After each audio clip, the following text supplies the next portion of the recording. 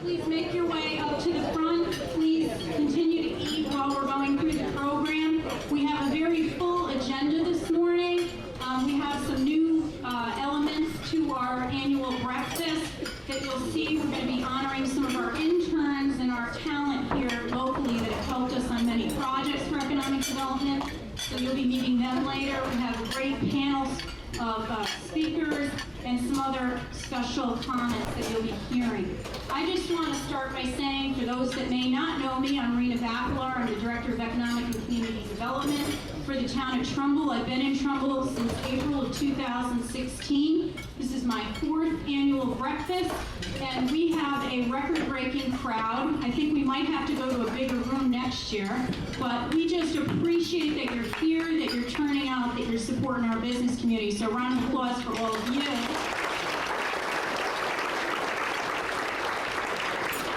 I want to specifically thank Gail, my assistant. She has done so much work on this breakfast and on so many other things.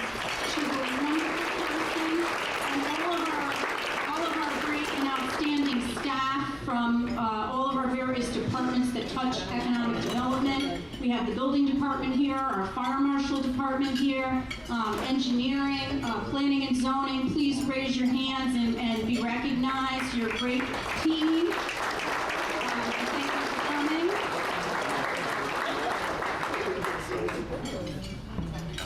Community television is here. They will be rebroadcasting. If you really didn't get enough of this morning, you can catch it over and over again and listen to my comments. But we appreciate the community television and everything they do to educate the Trumbull community about what's happening. I also want to recognize the people that work here at the Marriott, our waiters, waitresses, hostesses, planners. They got up really early this morning to wait on us to make sure that our food was here. You're not invisible. You're an important part of our workforce, and we appreciate you being here and serving us this morning. Thank you.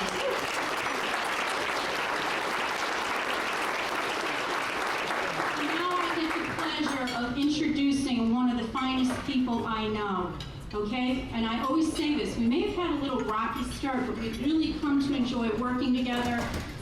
Vicki Tesoro is an outstanding person, and she's an outstanding leader.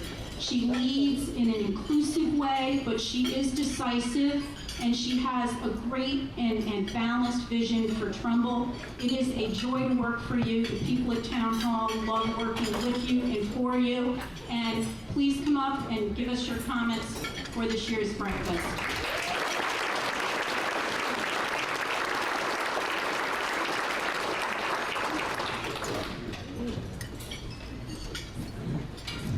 Good morning, everybody. Thank you, Rena, for that wonderful introduction. Decisive, I'll ask my children if that's true.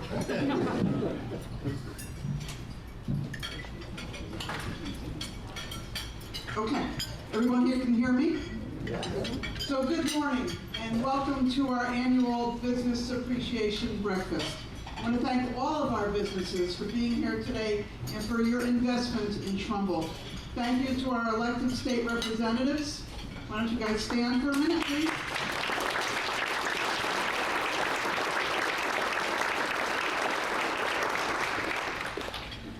And thank you to our board and commission members. You put a tremendous amount of time to support our town, and in most cases, it's volunteer time. So thank you for your service. Thank you to our interns, who will adjust later this morning.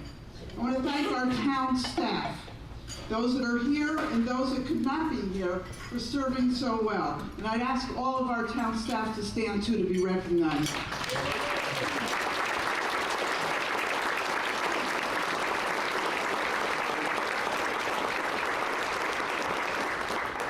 Maria, you can hide, but you can't hide from me. I didn't see you stand up. I could not be more proud of my Trumbull team. And to our honored guests, Department of Economic and Community Development Commissioner David Lehman and Peter Denis, President and CEO of Connecticut Economic Resource Center. Thank you for being here today. We appreciate you making the time today and throughout the year to be real partners in supporting Trumbull's economic growth. Thanks. It's always here for me. am honored to be with all of you this morning. A special word of thanks to Rena, Trumbull's Economic and Community Development Director, and the Economic Community Development Commission, who worked so hard to make this great event such a success. We are pleased to have many of our Trumbull businesses here, our developers, realtors, and others who support Trumbull's vibrant economy. Thank you again for your investment and for your belief in Trumbull. Make no mistake, thanks to the efforts of many, Trumbull's economy is rocking the house.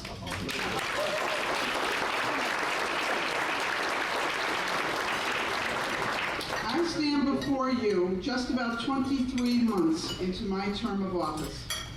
I consider my service to our town to be a great privilege, and I'm working with my outstanding staff and team each day to make sure Trumbull's economy grows in a safe, balanced, and well-planned way. As I said to you a year ago, Trumbull is the place to be. A year later, that is truer than ever.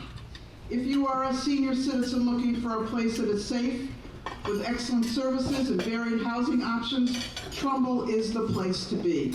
We are increasing our housing options for our seniors with the addition of luxury developments on Oakview Drive, and once the legal hurdles are cleared, 48 Monroe Turnpike, with single-family homes, 55 and older developments, assisted living, and memory care facilities.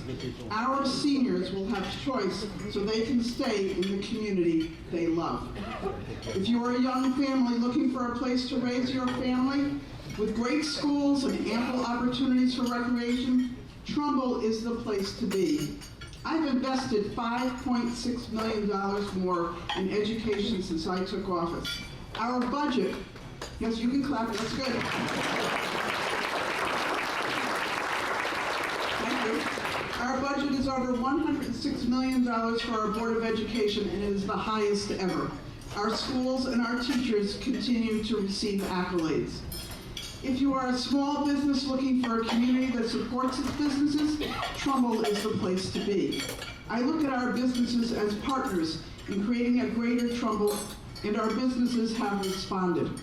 Our new restaurant week was a great success, and our seniors are enjoying their first ever discount program at our local businesses. By working together, we are achieving great things, and I thank you for being our partners in that success. If you are a corporation looking to leverage a highly educated and highly motivated workforce, Trumbull is the place to be. We have done all these things while keeping our taxes stable. We have been praised by the bond rating agencies for our conservative fiscal management. We are attacking our underfunded pension liabilities, not just by funding the plans to the ARC, but by fulfilling a promise to contribute a part of any surplus to the plans over and above what the actuaries recommend. Finally, we have refinanced our bonds, saving nearly $500,000 over a 3-year period. I pledge to you today to continue to keep taxes stable, grow our grant list, and keep spending in check. As First of Selectmen, I am optimistic about Trumbull today, and I'm optimistic about the future of Trumbull. I am optimistic because our people are as determined as I am to make this great community even better. This is an election year, and unfortunately, these times do not bring out the best in some people. However, to those who say that Trumbull is stagnant, I say, open your eyes.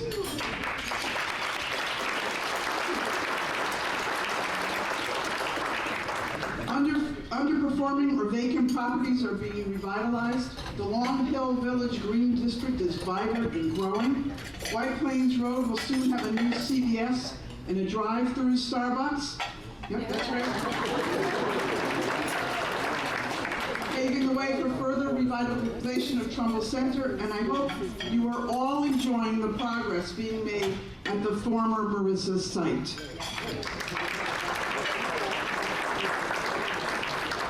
To say we have been active in economic and community development is an understatement. We have welcomed 32 new diverse businesses to Trumbull.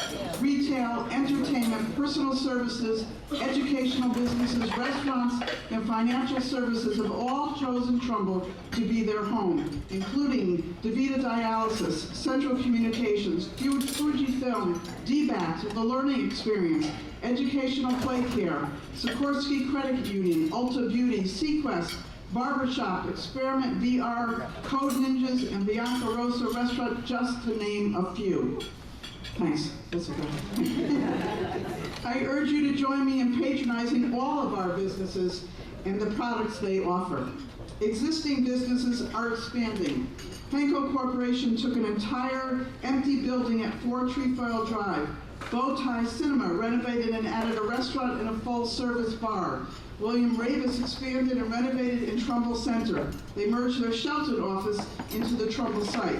Vanderbilt Team, Trumbull Higgins Group Realty renovated and expanded. Make-A-Wish Foundation is moving its Connecticut headquarters to the Trumbull Corporate Park and making a very new special space for children and families. Cooper Surgical has leased additional space in Trumbull on Corporate Drive, and Cooperative Educational Services has leased additional space for an early diagnostic center on Cambridge Drive. I thank all of these fantastic businesses for their continued faith in our community. We have been focusing on the reuse and reoccupation of our vacant and underperforming properties in Trumbull in order to grow our grand list sensibly. We have made major strides in this area. Hundreds of thousands of square feet of vacant and underused property are being restored. 48 Monroe Turnpike, 55 Merritt Boulevard, 55 Merritt Boulevard as well. 101, 109 Oakview Drive is under construction to become the River Valley Resort Community, a 55 and over independent living facility. 35 Nutmeg Drive is mostly vacant and is now home to the 24,000 square foot DBAT facility. 7 Cambridge Drive, vacated by Sacred Heart, is now over half reoccupied. I could go on, and I will. We need safe and well-functioning transportation infrastructure to support our residents, businesses, and visitors. We have major improvements underway. Strobel Road, Moose Hill Road, Chestnut Hill Road are major arteries through our town. They are being re-engineered and rebuilt. The intersection of Whitney Avenue and Main Street in Long Hill Green is being improved. A right-hand turn lane was installed. A traffic light is in design. The trail crossing at Route 111-25, as well as the entrance into the commercial plaza, will benefit from the installation of a light and relocation of the trail crossing at a safe location. All of these projects, which have been long needed, will help everyone in town and make accessing our business centers easier. Trumbull is a wonderful New England community with great schools and parks. I am working hard to preserve the character of our town while we prepare for the future. As we look at the future of our mall, our ability to attract talent, and the needs of our growing senior population as examples, things will need to adjust. We will do this in a way that preserves our Main Street and the things we value about our community, but we will prepare for a sustainable, successful future. We are adding walkability and building our village district. We are diversifying our housing stock to attract millennials and retain empty nesters. We are diversifying the use at our malls to include more entertainment businesses as fashion retail transitions. Change is inevitable, but we will do it with care, and we will continue to communicate with our residents and businesses, and it will be well planned. How about a peek into the future? We know that the long vacant 7120 Main Street location, the former Reed's Warehouse, is under contract for purchase by a Fortune 100 company for a warehouse distribution center. This will bring over 100 new jobs to Trumbull, and there is much more on the horizon. There is certainly no way I could claim full credit for all of this. It really takes a team. Rena Bacalar and her team, the Economic and Community Development Commission, our first responders, our fire marshal and her team, our building departments, our planning and zoning team, our engineering team, our finance team, and all of the people from Town Hall in this room work together to make this happen. I have said many times, when we work together, we can achieve great things, and we are doing just that. Strong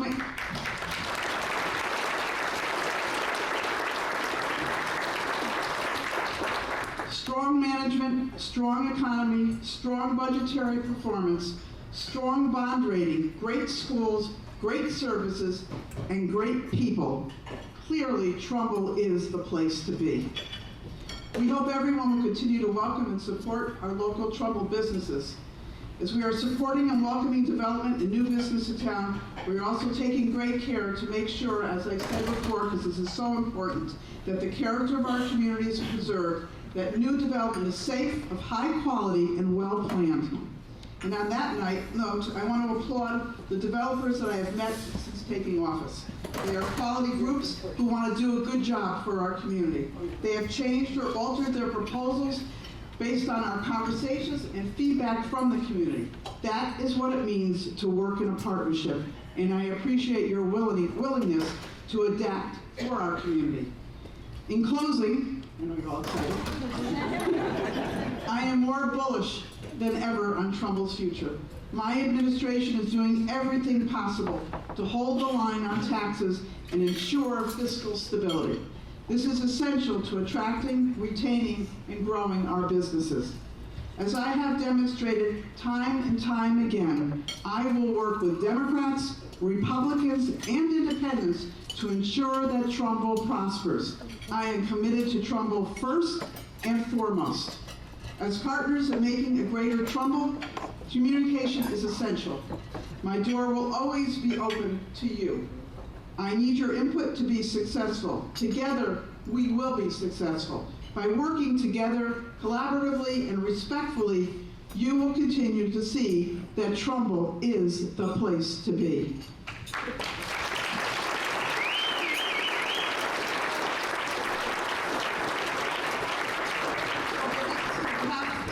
Myself, the town of Trumbull, and Rena, thank you all again for being a big part of making Trumbull a vibrant community of choice.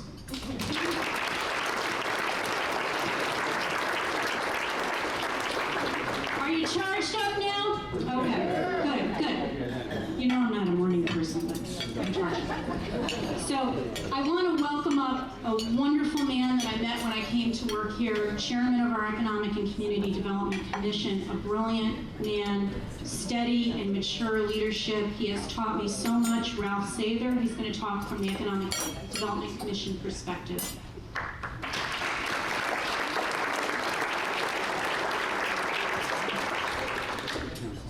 Thank you, Rena, and thank you, Vicki, for those wonderful words about Trumbull's progress. As Rena mentioned, my name is Ralph Sather. I'm this year's chairman of the Economic and Community Development Commission. On behalf of our commission, I'd like to welcome you all to this Business Appreciation Breakfast. And it is just what it says. It's our opportunity to thank you for the commitment you made to Trumbull. And we very much appreciate everything you're doing with Trumbull, a community of choice. Our commission is composed of 9 volunteers who meet monthly and work in between meetings to help promote Trumbull, to help communicate with our business constituents, and to help provide feedback to the town and its administration in terms of economic and community development issues. I'd like to introduce our members, some of whom were able to be here. If you're here, please stand up and be recognized.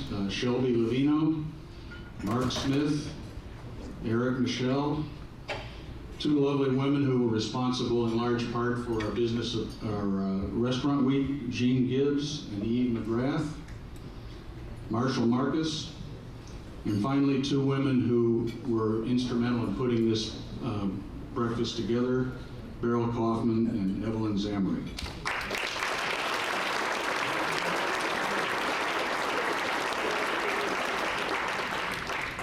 I'd just like to leave you with one thought, which is important certainly to our commission, I hope to you, and I know to the administration. Look carefully at the motto on the material in front of you. Our motto is, we work for you. We are not a passive, resistant organization that throws up a lot of blocks to development, sensible development.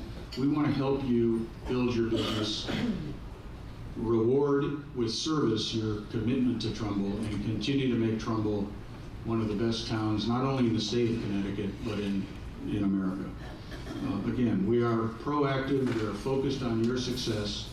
If you've got a problem, we want to help you solve it, and if you've got an opportunity, we want to help you develop it. So on that, I'd like to conclude by thanking you again for all the hard work you do to make Trumbull a great community and your commitment to this town, both now and going forward. Thank you.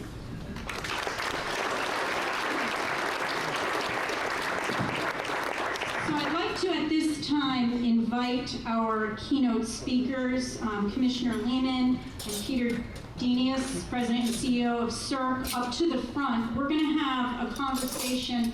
Not sure what happened to the other microphone, but they'll have to share. We're going to have a conversation about economic development, what's happening. I have had the pleasure of meeting Commissioner Lehman before. We had a wonderful conversation in Trumbull. He was the only person ever to tell me to be more aggressive. I loved it. I was like, I love this guy. It's true story.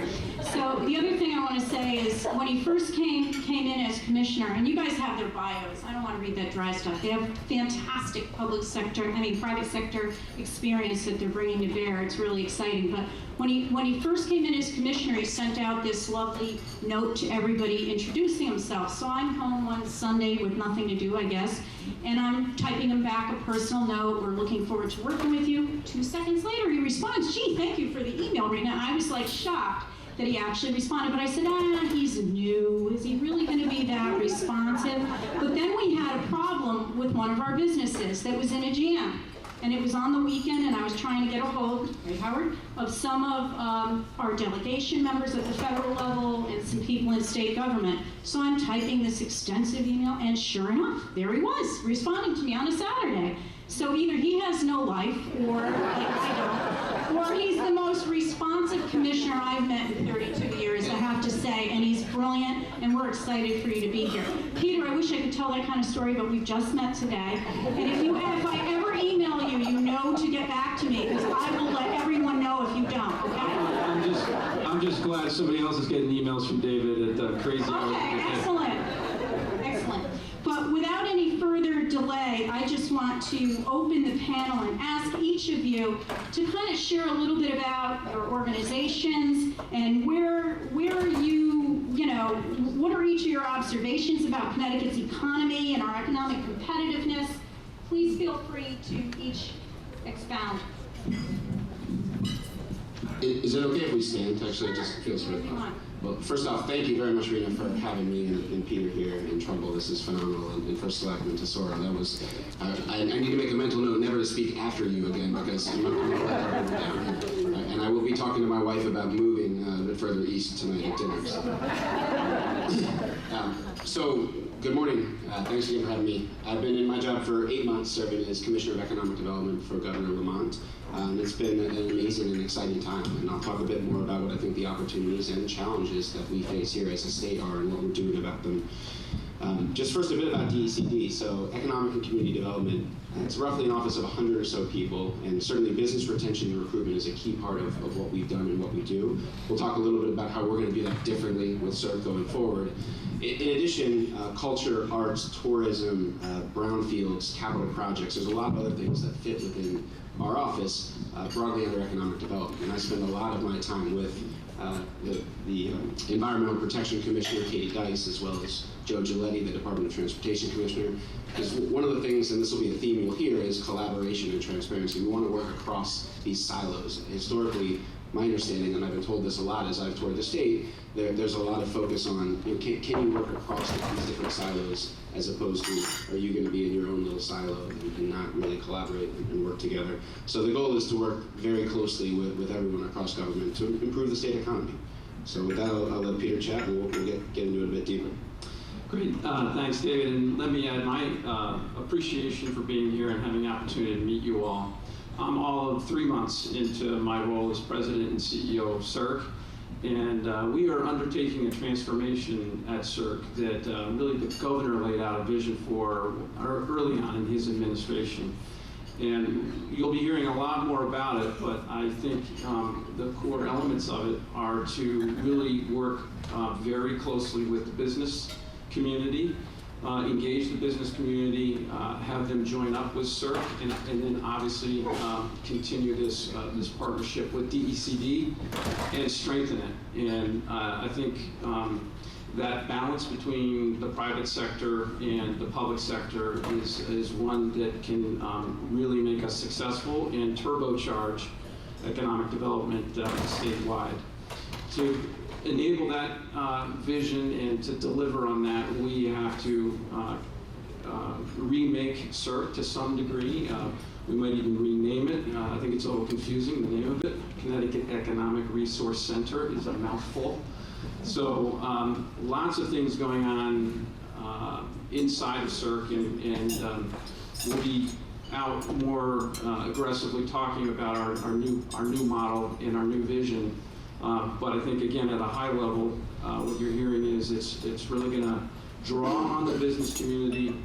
David and I are going to talk a little bit more about our partnership and how we're going to continue to serve you. Because you all are in the field, you are all making it happen. The question is, how can we provide more tools, more resources, more support for you? And that's something that we're working on very, very carefully and intently. So, That's great, thank you. Can you talk a little bit to what you think is happening in our economy? What are the opportunities, challenges going forward? What are some of your observations? sure, I'll start that. And first off, in Trumbull, I love the opening remarks because what's happening in Trumbull, I think we need to make that happen at the state level. How much you care about business, how welcoming you are to business, and the focus on fiscal stability is crucial. And in my opinion, we haven't had that historically at the state level, and we need to. That type of laser focus. How can we make it easier to do business here? How can we help you grow? That's the framework we need to have. So when I first got into my seat back in February, I spent a lot of time looking at the data. And if you look empirically over the past 10 years, the state as a whole has underperformed in terms of job growth, migration, income growth. Three things I looked at in particular. We've not been where we need to be. We've been in the bottom quartile, and we as a state, if you look earlier, we should be in the top quartile, and we need to change that. So we'll talk a little bit about how we change that. But in terms of the strengths right now, when I think of the economy, Connecticut has long been a very high productivity state. So if you look GDP per capita, if you look at incomes on a per capita basis, whether mean or median, we are either number 1 or number 5. We are top decile in terms of productivity and income growth. Obviously, there's significant costs associated with being a resident in the state as well, which we need to address and be very mindful of. But it's been a very high productivity, high income state where you've had great healthcare, great education, as was mentioned up front, and overall a great quality of living and a great workforce. Where we as a state have challenges and where we get not fairly, or some might think unfairly, but I think more often fairly, we have been a state that has generally had high taxes and taxes that have been increasing, and I'll come back to that because I think that is the biggest issue we need to address at the state level to provide certainty to business.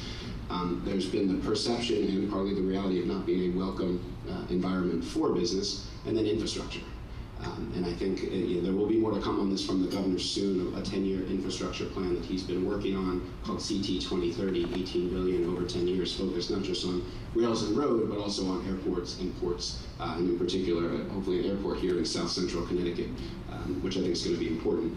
But I just want to touch, before I turn it over to Peter, the point on tax certainty I think is the most important point, because it is human nature to look in the rearview mirror a little bit when you're driving and say, what have the past 5 or 10 years looked like? And I think the assumption, the working assumption, until proven otherwise, is the next 5 or 10 years are going to look like the past. And I think we need to let citizens and businesses know that the next 5 and 10 years aren't going to look like the past, that there is going to be tax certainty over the next 10, 15, 20 years. Because without that, it's very, very challenging to, and I've sat with about 200 businesses, both in-state and out-of-state, in my time in this job. That's the first question people want to know, because if they feel like you're going to be, if a business owner feels like you're going to be in their pocketbook or wallet every 2 to 4 years, they're not going to build that factory here. They're not going to move here with their family. So we as a government, in my opinion, need to show a forecast where you have revenues, expenses, and We'll talk a bit about the pension liability as well, but can we manage our pension liability and how the state's finances over that long-term period without continuing to raise taxes? And that is crucial.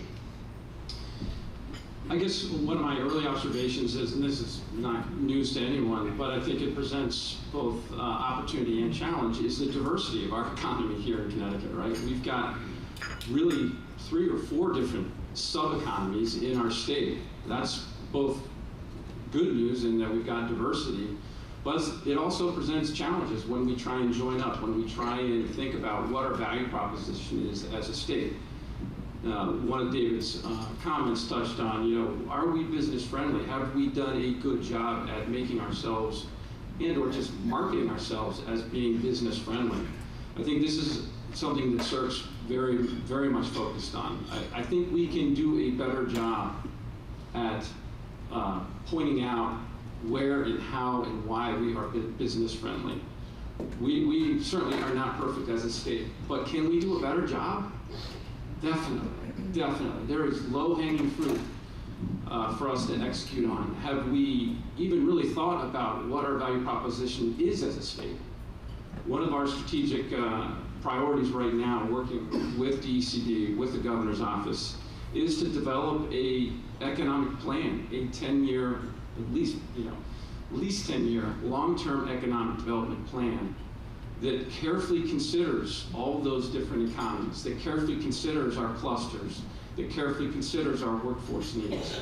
We have to really, really develop a plan that takes into account all that diversity, all those headwinds, all those tailwinds, and think about now how do we put that into a marketing plan, into David's and the governor's plan, and that is going to be first up on our in terms of our initiatives. And our plan is to actually take that plan as we formulate it into the field and solicit input so that we just don't show up, this is David and I in the state and the business community, we just don't show up and sort of drop a plan on the state and on all of you. We need your feedback, we need your engagement because we want your buy-in on the other end. We're totally available here in Trumbull for one of your open sessions as you develop the economic development plan, so I'll be following up with you. We know you're not bashful, so. I really am coming out of my shell this year, 2020. Can you talk to us a little bit about how are we, that's all good, but how are we going to spark some job growth in the nearer term? So a couple things that I want to address on this. I think the main thing you're going to see in this plan is probably a January, February deliverable, and that will be something that will be made public, or at least a summary of that will be made public. But a couple of things we're doing right now. One, as it relates to business retention and recruitment, we're going to be a lot more targeted and focused than we have been previously. Whereas I think there was a propensity to focus on all businesses, and this is at the state level, not at the town, but all businesses. I think we're going to focus probably on 7 or 8 different core computer reference clusters beforehand, but industries that we think can succeed and thrive in the state, for reasons of comparative or competitive advantage.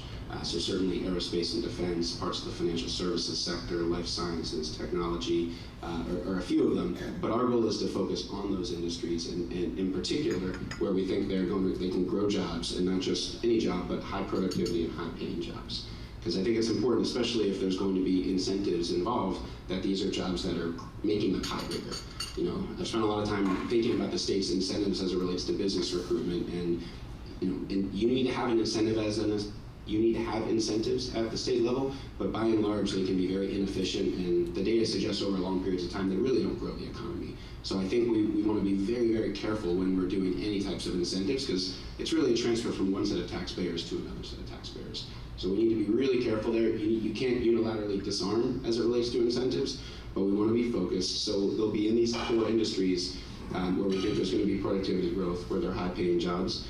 In addition, the incentives, in addition to being targeted, they're going to be transparent.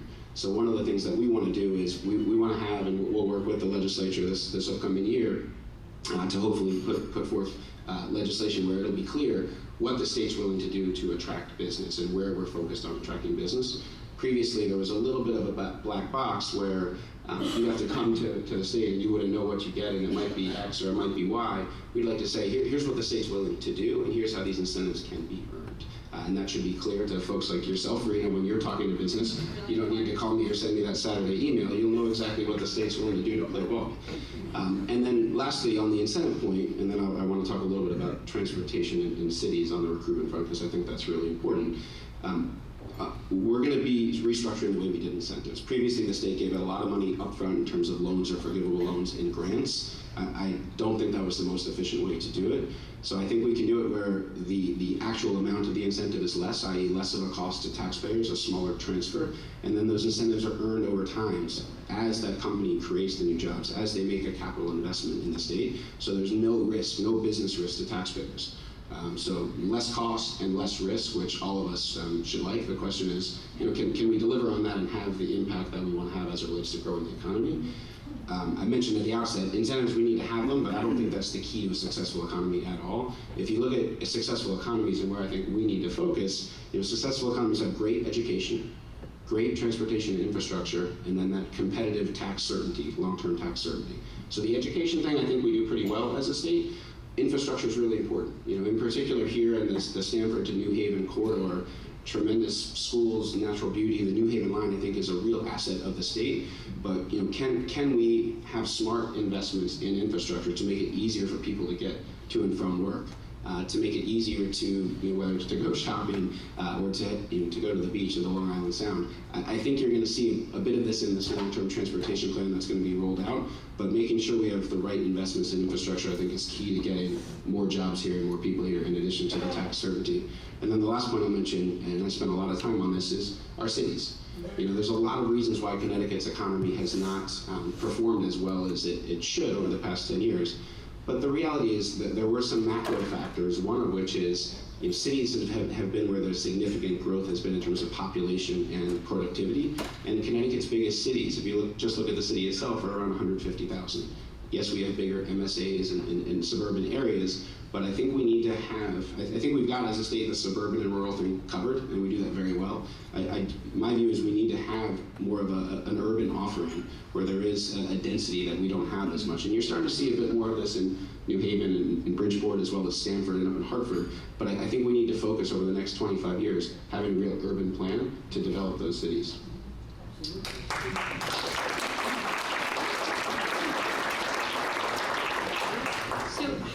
CERC and DECD going to work together? We've read some things about you're forming a partnership, but we don't quite understand what it is that how you're going to be marrying your services or efforts. Yeah, good question.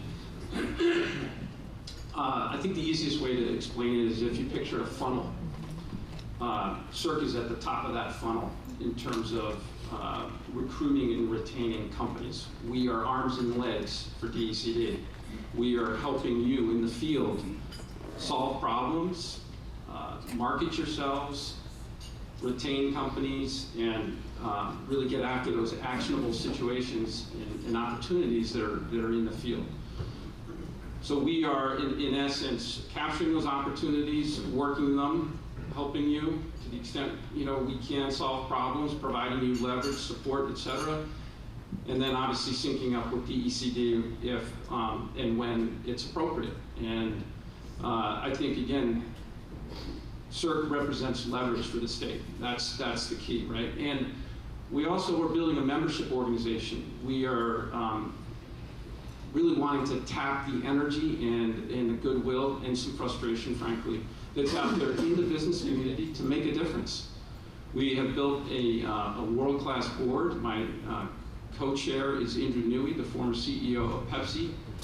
My other co-chair is Jim Smith, the former CEO and current chairman of Webster Bank. Jim Lurie, the CEO of Stanley Black & Decker. Adam Norwood, CEO of Amphenol, and I could go on. And we are building that board. We're going to make some announcements in the not too distant future. We're adding more very high-profile folks statewide. And these people are committed to making a difference. They are actually engaging, helping us think about how can we bring these companies to Connecticut that are in their sector, perhaps, or how can they get involved in solving some of these problems.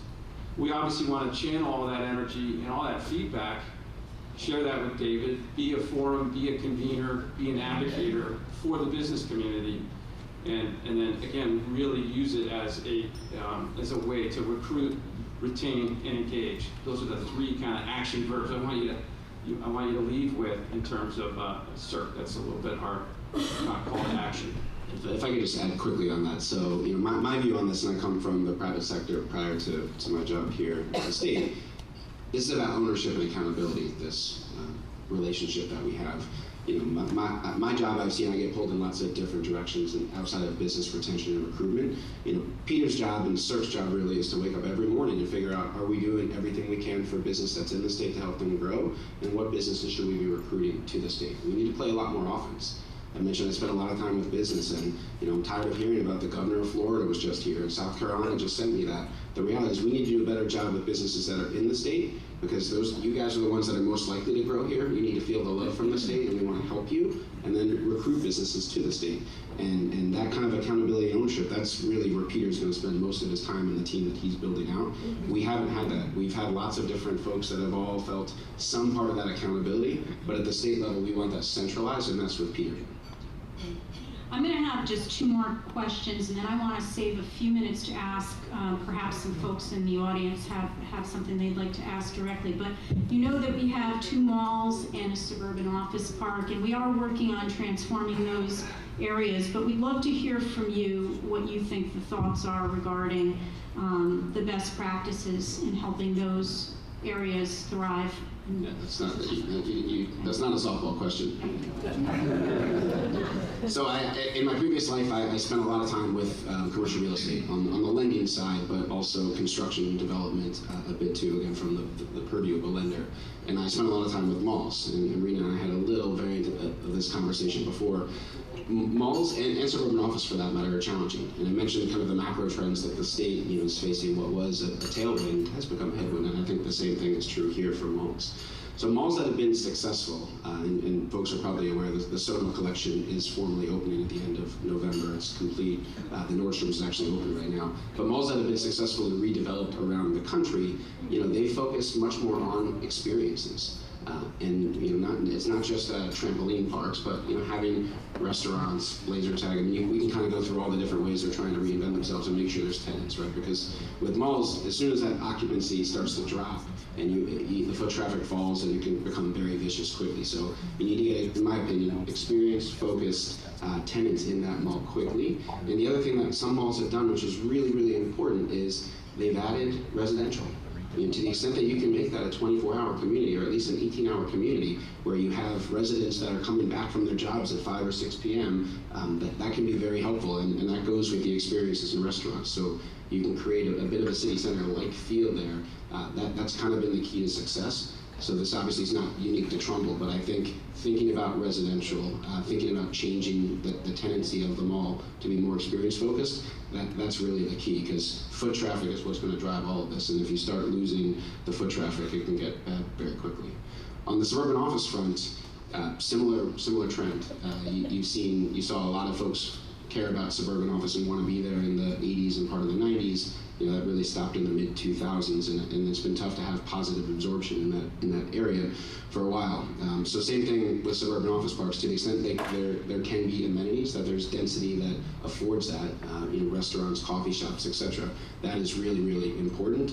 The other thing that I've seen with certain suburban office parks, and this is tougher to do, can you focus that on an industry? Could it be a biotech park, for example, or something that is very focused, where there can be a real cluster benefit of certain companies wanting to be there because their competitors or their clients are there. So that's another way to kind of brand it, but that's a bit harder to do. But I think making sure that the capital investment continues to go in, and more on office parks than malls, in my opinion, it's about price. At a certain price, you can rent the space, but I realize that might not be economic for the owners.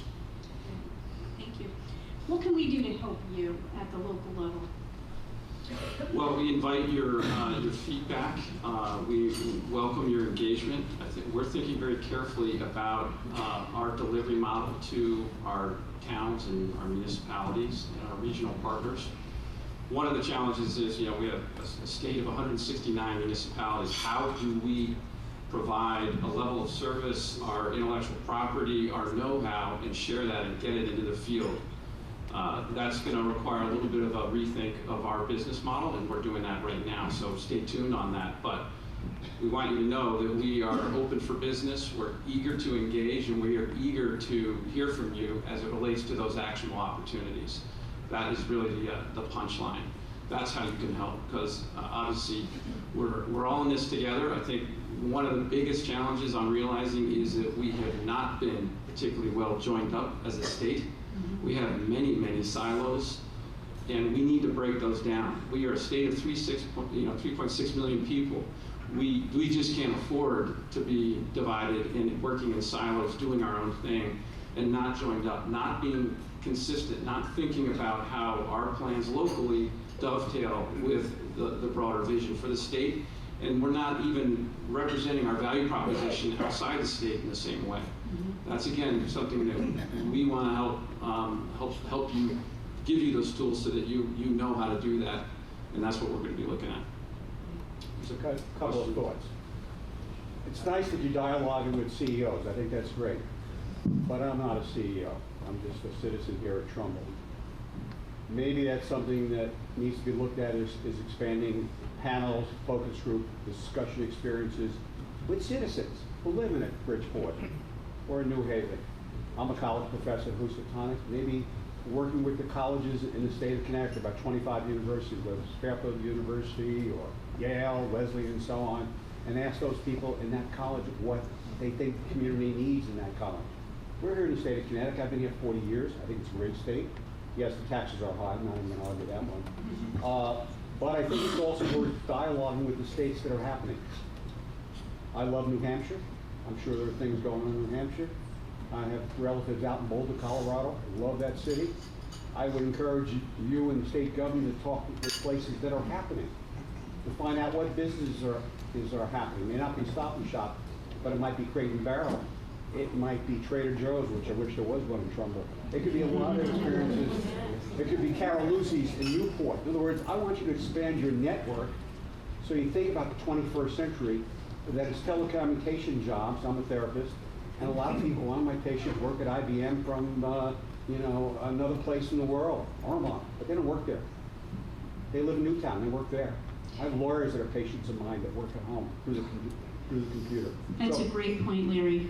So I'm just asking you guys to expand your mindset. And it sounds like you're opening your vision. Keep on doing that, and include a lot of people in your game plan. We are message heard, first of all. We are doing that. I would say we count on folks like you to help us do that, right? We can't be everywhere. We have to be realistic. So we're going to count on you all in the field to interact with us in a constructive way. And I think the job is on us to figure out how are we going to set up these forums? How are we going to organize our business community in particular so that we can be on top of those issues? It's a great point. So Commissioner Lehman has another event after this, so I'm going to take one or two questions. David, I know you've been patiently waiting, so just give me a minute. He has to go to this very far distance across the hall to speak at the, he said, Lena, we'd really like to do it, but I have another conference. I said, no problem, we'll just have your other conference in the same building. We can make that happen. So it all worked out, and so I want to be mindful of that so that he doesn't get caught up over there. So David, please, and maybe we'll take one other. David Anand from Trumbull. So I got two questions, one for the two gentlemen and one for the OECD and the zone. Mm-hmm. So we are building a medical center opposite Trumbull Mall. It's going fast forward to retail center. And as you know, General Electric, left the state a few years ago for Boston, Mass. So the question really is that what is the policy of taxation by the state in the next 5-10 years to prevent that kind of activity? So you might not get a short answer on this one, but I'll do my best. So the state, and this is not an issue that has been created overnight, but the state has, over a generation, basically created an unfunded liability as it relates to the pensions, and over the preceding 10 years, we've borrowed significantly. And in addition to that, there are healthcare costs that are, sounds like you might be familiar with some of them given your tenant here, but ultimately the state needs to provide fiscal, so we need to do that. So in terms of what is that policy going forward for the next 5 years? well, the policy needs to, in my opinion, and perhaps we can ask some of the legislators who are here kind of their perspective on this as well if we have time, but we cannot create expense streams that are going to grow faster than our revenue streams and be uncertain. And when we do that with defined benefit plans and we provide health care indefinitely, there's no way to really box that. So I'd love to say we know exactly what those expenses are, and here's exactly how we're going to target it. The forecasting I referenced on the medium-term and long-term tax certainty, we're going to need to make real assumptions on can we manage that liability and manage those expense streams. But my view is, forget about the tax policy on the revenue side, but we need to be vigilant, hyper-vigilant when we're agreeing to a certain expense stream that we might not be able to meet. And that's the type of rigidity that we need to have when we're agreeing to take on those liabilities as a state. So the tax policy is going to be a function of that, as opposed to starting with the tax policy. We really need to focus on any expense that we sign up for. There better be a really good reason for it and make sure that we can control it, as opposed to these uncontrollable, tough to quantify expenses that we've agreed to. And then the second thing I just mentioned is when we signed up for some of these expenses, even pensions and beyond, we didn't fund them. For a long period of time, we didn't fund them. And maybe that was just easy to do, but it was a big mistake. And now we're here talking about paying the price for it. Okay, the second question is a lot more easier. I don't know, you don't ask easy questions. A few years ago, I suggested the idea of stone walk for Trumbull. Right. It comes from the idea of big walk from Fairfield, Yeah. where my son's office is. So I collected that idea and advanced it for Trumbull. But I haven't seen any response. This is on that same leg Corridor of where Main you are? Street, which is opposite the Trumbull Mall, to make it a stone walk of Trumbull, Yep. where you have restaurants, banks, businesses, retail. and So I'll be candid with you. Really lift Trumbull up. You're right. We should be looking at that part of Main Street, and we have had some interest. But we unfortunately have had some opposition, both political, I guess, politically motivated opposition at times, and neighborhood opposition to that area. I think over the term, we're going to do some planning in that area that will include that whole corridor and the mall, and get all of our priorities straight for that area with sort of a mini master plan like we did for Long Hill Village, and then we'll start working at it incrementally. My name is Howard Winston. I'm a longtime business owner and opening to escape room. Coming up, which is a very diversified what we normally do. I'm unfamiliar with CERC. I can't imagine that everybody here is familiar with CERC. It sounds like you might be able to do cool things with it. There's a lot of dynamic businesses who might open random things that are, such as escaping from other stuff. Can you just tell if you're benefit exactly what CERC is? How can you utilize some of those creative resources that you offer? Is it financials or strategy? Is it consulting? Is it just, I don't know what. Yeah. So just to repeat the question, maybe if folks didn't hear it, it was essentially tell us a little bit more about CERC and what you can do to help, particularly small businesses, if I rephrase the question correctly. CERC is a private, not-for-profit, business-oriented company, really, that sits outside the state government, that is focused on economic development, obviously in a very close partnership with DECD, as we've been talking about. We do receive our funding from DECD, and we also receive funding from the business community. Our model and our goal is that funding is about 50-50. And that's what I talked about in terms of us building our relationships with the business community and building our membership.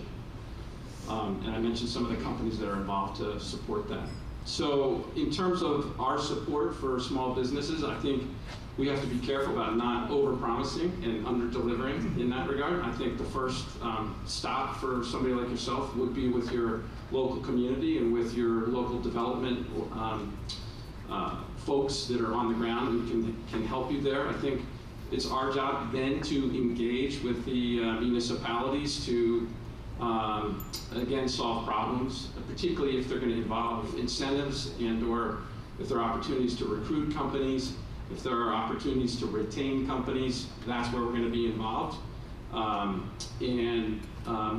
as I keep saying, in close partnership with our friends here at DECD. Is that helpful? I mean, I think we all want to just use all the resources we have in order to do our lives. Yeah, absolutely.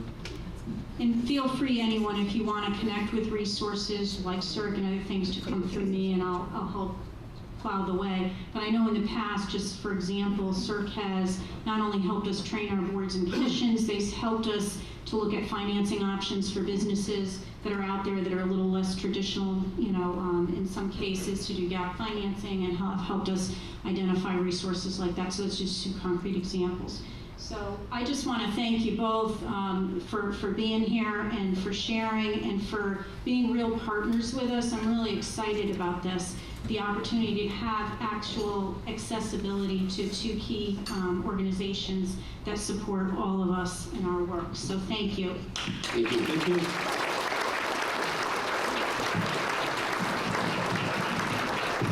So we're going to be doing our awards next, and we would like to, I would like to ask Dan Onofrio from the Bridgeport Regional Business Council to come up for a moment. He's going to offer some quick greetings, and then we're going to ask our state reps and our chief elected officials to join us for the awards. So thank you for being here, Dan. Thanks, Rena. Good morning, everyone. It's an absolute pleasure to be here. If you can believe it, I was here last year. I had not quite started in my role as President and CEO of the Bridgeport Regional Business Council. As you may know, we represent three chambers, the Trumbull Chamber of Commerce, Bridgeport, and Stratford Chamber of Commerce. I got to tell you, it's been an incredible first year. Working with partners like Vicky Tesoro, Rena's been a huge advocate and very helpful. Our elected officials, Ben McGordy, Laura Devlin, and David Giuliano, absolutely been fantastic, helping me transition. And I will say that the Trumbull Chamber, we have Harriet Polanski, who's our chair of our Trumbull Chamber of Commerce. That board really works hard on behalf of the businesses, both large and small, and that's what it is. We represent, to make this community work in the economic engine, it's the business community that's a key part of that, whether it's Portia, Antonio over there with Pure Poetry, all the way to Unilever and Henkel, who we're going to acknowledge momentarily. It takes a community to do that. We work together on behalf of the business community. I'm proud to represent the business community in that way. And to answer Larry's question before, I just want to offer our services at the Business Council, the Chamber. I think we could be a tremendous advocate and conduit to the solutions that we could put forth together and work together on to bring to the state, because this region is fantastic. Trumbull's fantastic, as Vicki said. It is the place to be. I'm proud to represent the Trumbull businesses at the Business Council. So we're here today to appreciate both the small and large businesses. So I'm happy to be here and acknowledge those folks as well. So thanks, Rena, for your time. Thanks for having us. Yes, thank you. I have to tell you, is Kate still here? Kate Donahue? Stand up. Kate is the chairman of the Bridgeport Regional Business Council Board.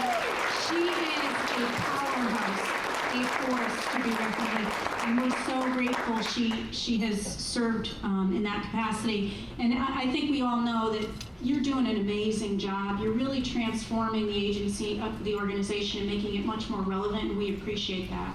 So thank you. I want to bring Vicky Tesoro back up. We're going to be honoring, we honor each year a corporation that goes above and beyond in the community, and a small business or small business support that has been successful. So Vicky's going to present those awards. I'd like to ask our elected state representatives to join us. Dan, please join us. Commissioners, if you have time, I understand, Commissioner, you have to leave, but feel free to join us. And we will get on with our awards presentation.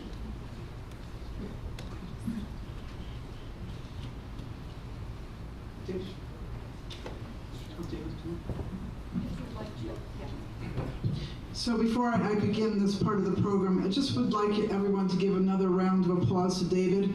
And I think Peter will lead us.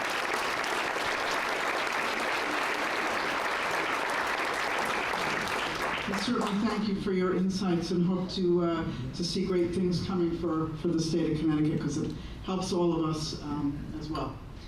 So This year's Corporate Success Award is presented to Chuck Crawford, Vice President of R&D, Laundry and Home Care, on behalf of Henkel North America.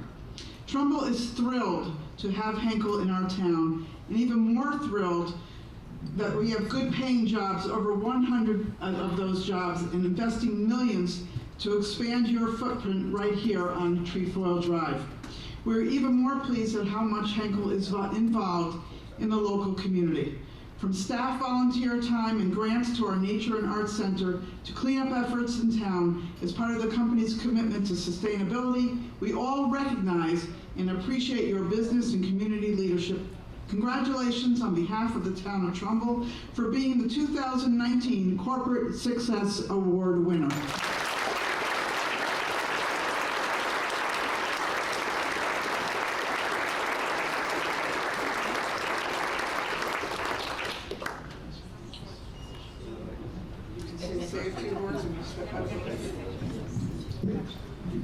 As you heard, I'm the Vice President of R&D, so public speaking is not my forte or my background, but I am extremely pleased and honored and very humbly received this award on behalf of Henkel Corporation. And I want to thank the Commission of Economic and Community Development for essentially allowing Henkel to exhibit and to deliver against its own core strategies and core values. One of Henkel's core values is people, and that's not only investments in the people themselves in terms of their own training and development, but it's investments in the capital around them, be it the assets, the facilities, the communities in which they work, and also providing outlets for those individuals that work for Henkel to live the value of community outreach, sustainability, and those types of things that are really truly important to those who are kind of growing up in today's generation of having the ability to be a part of something bigger than themselves. And so for things like the trash fighters that was referenced earlier, our ability to work with the community food banks, having a mechanism for our associates to reach out and engage in a meaningful way in areas like the Trumbull Nature and Arts Center, which we've had a phenomenal relationship over the course of the last 10 years.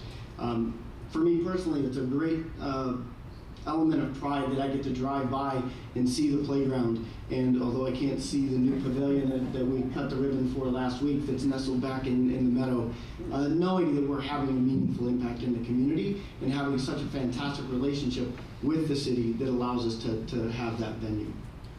So I would like to acknowledge a few folks from the Trumbull Nature and Arts Center. I see you back there. If you don't mind, could you stand up? I just want to recognize you. And if I could ask,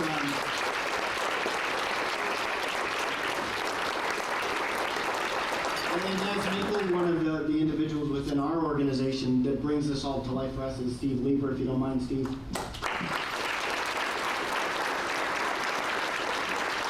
So Steve is our facility manager here, and he's been responsible for the many millions of dollars investment on 30 trefoil in our new facility that was just opened, and we had a ribbon cutting recently for 4 trefoil. But most notably, Steve has a real passion for the community, working very closely with the members of various commissions, departments, etc., and most notably the Trumbull Nature and Arts Center. So thank you, Steve.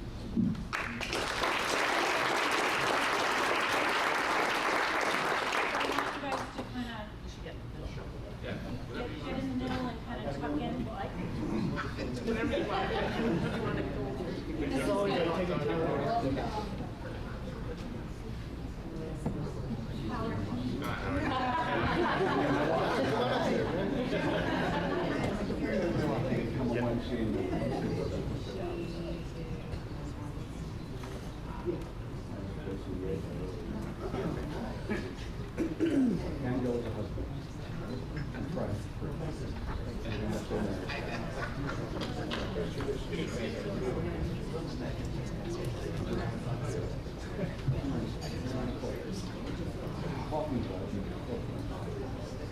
Okay, our next award is for our Small Business Success Award this year. We are honoring Michael and Mark Soretta of Long Hill Market, LLC, and Soretta Builders. Mike and his brother Mark have made significant investments in Trumbull between the plaza, which is home to Mexon Maine, Allstate, G&G Liquors and Trumbull Pizza, and now the redevelopment of the former Marissa's restaurant site. This will add another wonderful restaurant, Echo, from the owners of Malto in Fairfield, a Dunkin' Donuts drive-through,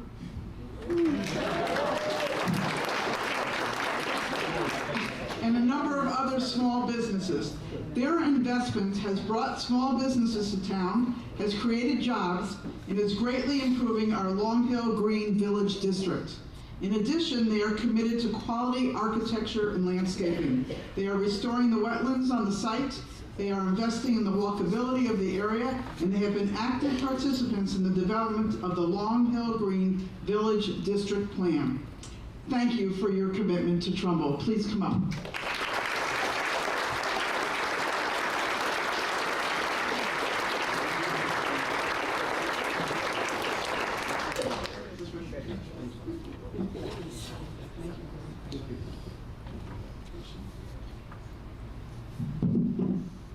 Well, I just want to say a few words. This project has been long in the making, and a lot of moving parts to get to where we are today, to say the least. But we are in motion, and things are moving along rapidly, and we can't wait to get it done. I do want to thank the town for working with us and being very supportive the whole time. It was great to work with everyone here, and I appreciate it much, and the award. Thank you very much.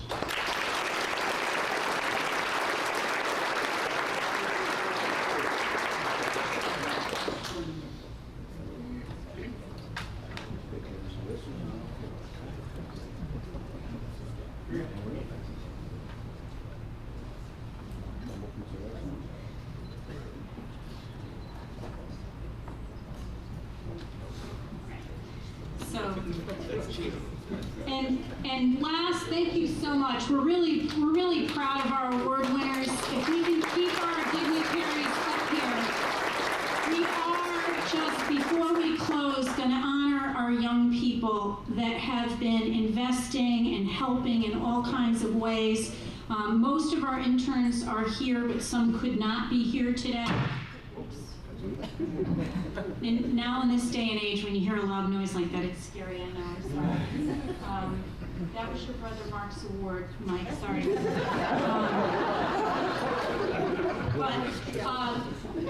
I want to give you an idea what some of our interns do.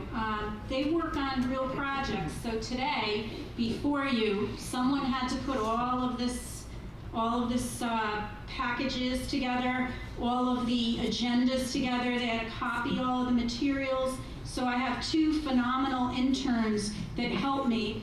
Both have graduated from Trumbull High and have gone on to other programs and to college and so forth, right, Mark? But Mark came back this year because Miss Rena needed some help to get things together.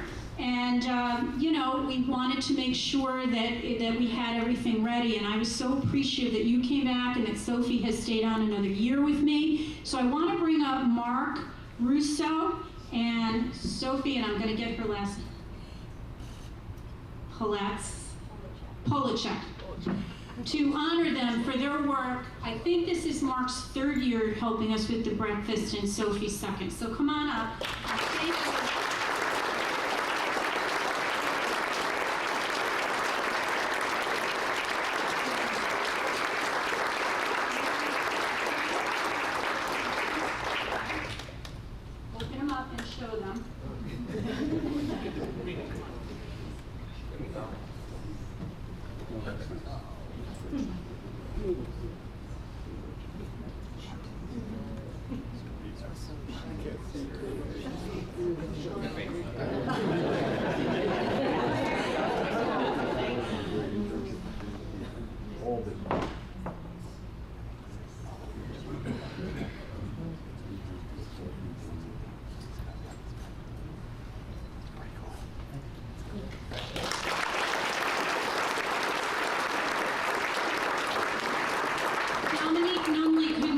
Today, but she's a brilliant young lady, and she is a recent graduate of Wesleyan, and she's been working with me. She had a studio art degree, and a sort of a focus in architecture. And she just helped me really draft a scope of work for the Trumbull Center study that we're going to be undertaking. We're going to be seeking a consultant to help us with that work.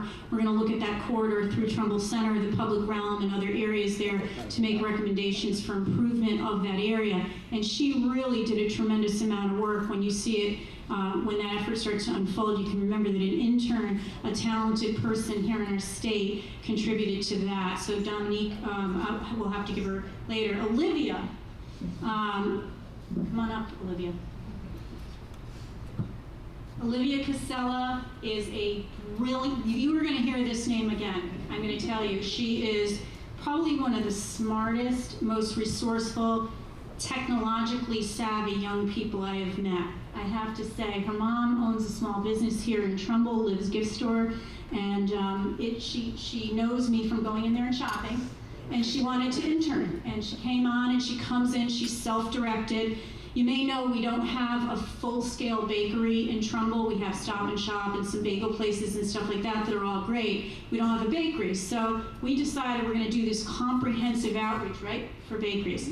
Well, she researched every bakery in 5 towns, dropped it on a radius map, put together a whole package. We're trying to recruit. That kind of capacity and her ability to just understand how to do that so quickly is going to help us to recruit a business at some point like that to our community. She's worked on other things. In the spring, we're going to be doing a cottage industry and home-based business workshop with Newtown Savings Bank and the Small Business Resource Development Center and some other folks that we're working with. And so what I have her doing is putting together all the resources now. As she's researching them, she's writing up how they would relate and help our small businesses and cottage industries, so that we have that background work done. Those are just 2 examples. I want you to understand this is not just answering the phones, and they do that too, but there's real projects that they're working on that are adding value for our community, so thank you for your work. So come over here.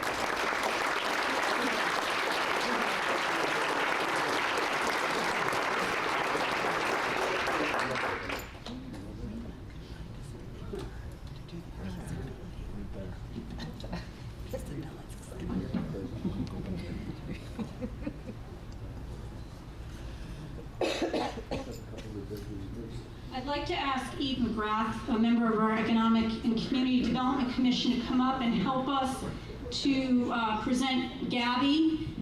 Gabby Kazirik? I don't know. I'm sorry. And Erin Reisicott could not be with us today. She had school obligations. I want to recognize the folks here from Board of Education in Trumbull High School. I think our superintendent was here. He may have had to leave. And our chairwoman of our Board of Education was here also. I can't see if she's still here or not. But thank you for allowing, and some members of the Board of Education, us to tap the high school interns in order to put on our first ever restaurant week. And let me just tell you, we will improve it each and every year, but it was a blowout, okay, for our first year. When we do things, we want to do it better than it's been done before, and bringing young people into the fold with their social media skills and their just creative skills and their technical skills, they were able to help us knock it out of the park. So Eve was actually one of our commissioners behind getting the internship set up. So we appreciate that effort. And Gabby, we appreciate everything that you and Erin did for us. So why don't we come over here? The other thing about Gabby, I have to tell you, come over here in front of everybody. She's also working, Trumbull is working toward becoming a sustainable Connecticut community. It's a program through the state DEP that I think DECD is also sort of in partnership with. And there's a whole process to do that, of documenting what you do as a community around sustainability across multiple areas and what you will do in the future. And she's also signed on to that and created an environmental club at the high school too. So again, these are phenomenal young people that are in our community that are eager to get involved and help. Kind of to Larry's point, they see things maybe a little bit differently than we do sometimes, and I have ideas that I would have never thought about. I mean, who knew I would know about Instagram? I knew nothing about Instagram and hashtags. I mean, so it's been wonderful, and thank you. And I love my kids, I have to say. That's the best part of my job. They share my office, the poor things, with me, and when they're there, just work is much more enjoyable, I have to say. So thank you.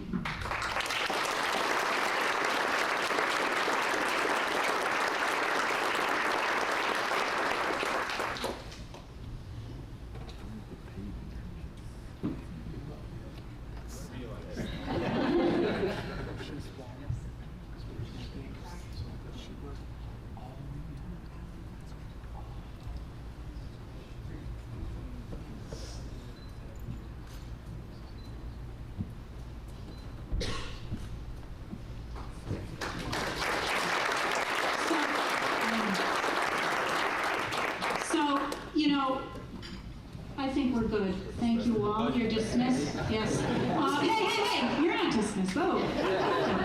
You are. But anyway, just in closing, thank you all for being here. It's been a great 3.5 years here in Trumbull. I enjoy working with each and every one of you. I have the most outstanding staff probably that I've ever worked with in my 32-year career. They're just great people. I want to appreciate and recognize some of our land use board commissioners and members. They volunteer their time. They're here throughout the room. They're doing a great job for our community. And lastly, I want to tell you that you'll be hearing from us about the opening of the new escape room in Trumbull. You will get an email to save the date. We have a target date in early December, but we want to make sure you have your CO before we do it. But I had one question for you about the escape room. Can it make a few people disappear or no? Just checking. Okay, all right, I was just checking. So anyway, and with that, honestly and sincerely, I appreciate every one of you. Thank you for giving me the opportunity to serve in your community and to work with you. Have a wonderful day.